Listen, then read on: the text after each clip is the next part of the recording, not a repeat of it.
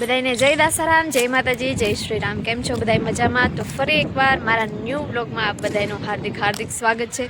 રેસલા સગર ચેનલને like, share અને subscribe કરી લેજો. તો આજે અમારે સવાર નહોતું થયું, ડાયરેક્ટ બપોર થયું, કારણ કે રાજકોટમાં ફૂલ ઠંડી છે એટલે સવારમાં ઉઠાતું નથી. તો આજની દિનચર્યા કંઈક એવી છે કે આજે કાંઈ કામ જ નથી, એમ હાવ નવરા છીએ. તો કેવું જાય છે દિવસ, તમે બન્યા રહો. હાલ તો હું મંદિરે પહોંચી ગઈ છું અને આજે હું લઈને આવી છું બાઇક, કારણ કે બાઇક ઘરે હતી, ફોર વ્હીલ હતું એ જ ન લઈને આવી. અને ચણ નાખી દઈએ પછી દર્શન કરી આવીએ.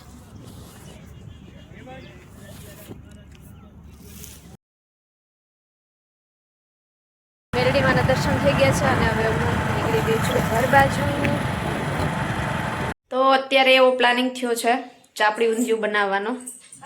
રાજકોટનું ફેમસ ચાપડી ઊંધિયું. અને આ બેન કંઈક બોલે છે, બોલતો બેન. શું બોલતી હતી? ઓલું કંઈક દેખો ના કઈ શું બોલતી હતી? આ શીખી જો કંઈક નવું, બોલતો. देखो ना પછી हेलो गाइस દેખો ના ગાઈસ, હેલો દેખો ના ગાઈસ, એવું કંઈક આવે કા? બોલતો એકવાર પાછું બોલ. देखो ना हेलो गाइस હેલો ગાઈસ, અમારી ચેનલને લાઈક કરી લેજો ગાઈસ.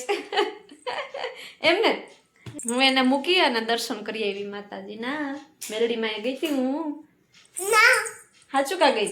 ना હાચન હું જો ચાંદલોય કરી આવી, જો કરી આવી ને. તો તમે બન્યા રહો, ચાપડી ઊંધિયું બનાવી આજ. તમને બતાવવું વ્લોગમાં આજે ચાપડી ઊંધિયું કેવું બનાવીએ અમે. ચાપડીનું ઊંધિયું બનાવવાનું સ્ટાર્ટ કરી દીધું છે આપણે. આજે ચાપડી ઊંધિયું ખાવાનું મન થઈ ગયું હતું તો બટેટા, રીંગણા, વાલોર અને વટાણાની બધી મિક્સમાં છે. તો પેલા બાફી લઈએ.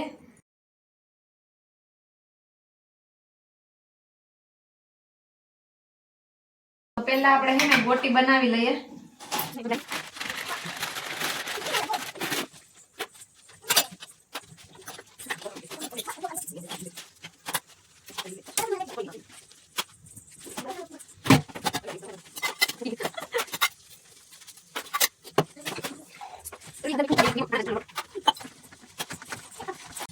ગોટીઓ બની ગઈ છે.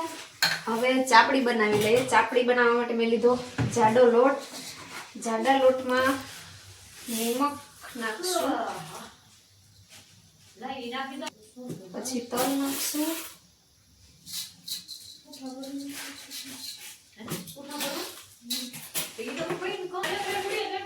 પછી નાખશું તેલ,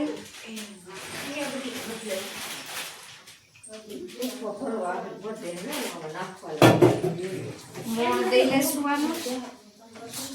પાણી ગરમ થાય છે, ગરમ પાણીથી લોટ બાંધવાનો. ચાપડીમાં છે ને મોણ વધારે દે ને, મોણ મહત્વનું છે તો ને ચાપડી સારી બને, નકર પછી લખું લાડવા જેવી ચાપડી બને. ઠીક બની તો જાય પણ ઠીક બને. ચાપડીમાં છે ને મોણ મહત્વનું છે. તો મોણ દેવાઈ ગયું છે, જો આવી રીતે હે ને આમ ભેગું થઈ જવું જોઈએ. આ હે ને પરફેક્ટ મોણ દેવાનું છે. જો ગરમ પાણી એથી લોટ બાંધવાનો અને થોડો કડક લોટ બાંધવાનો, ભાખરી જેવો. બોલી અલગથી ચાલુ કર્યું.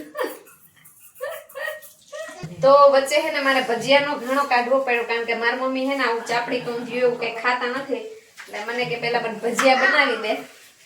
તો પેલા હે ને ભજીયામાં ઘણો કાઢી લઈએ અને પછી પાછું ચાપડીનું કામ ચાલુ કરીએ. તો પેલા આપણે હે ને ગોટિયું કરી લઈએ. ગોટિયું ઓલા ઘોડે થોડીક છે ને કડક થઈ ગઈ છે, થોડીક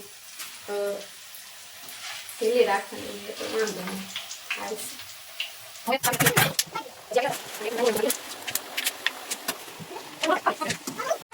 તો ચાપડી આપણી થઈ ગઈ છે રેડી, અને હવે કરી નાખીએ વઘાર.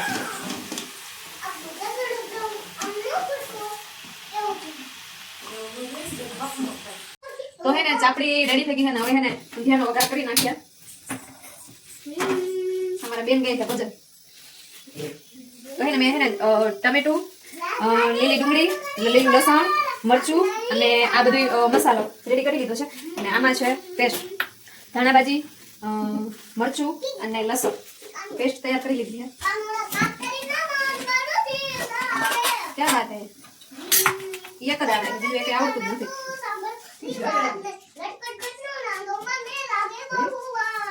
ના લો, હાથ ધોયા જેવો છે. તો પેલા નાખી દેશું લીમડો, પછી નાખી દેશું પેસ્ટ, પેલા નાખવાની છે મીઠું,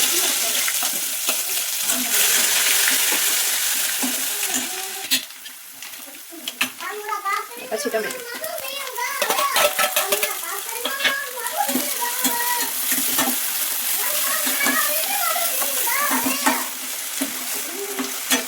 હવે નાખી દઈશું મરચું,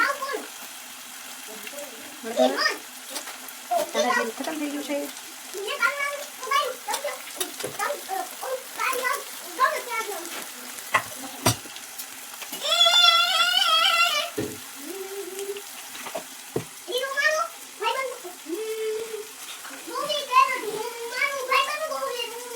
જય હો. હા બેન, પછી ક્યાં વાત? જ્યાં બાફેલું હતું ગોટ્યું.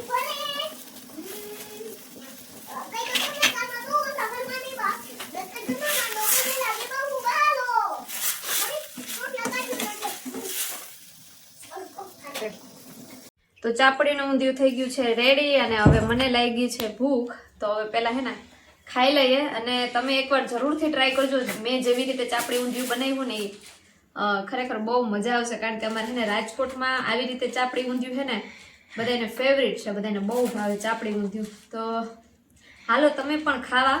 બેન કઈ કેવું છે? હાલો ચાપડી ઊંધિયું ખાવા. તો મળીએ પાછા નવા બ્લોગમાં. ત્યાં સુધી બધાને જય માતાજી, જય દાશારામ, જય શ્રી રામ.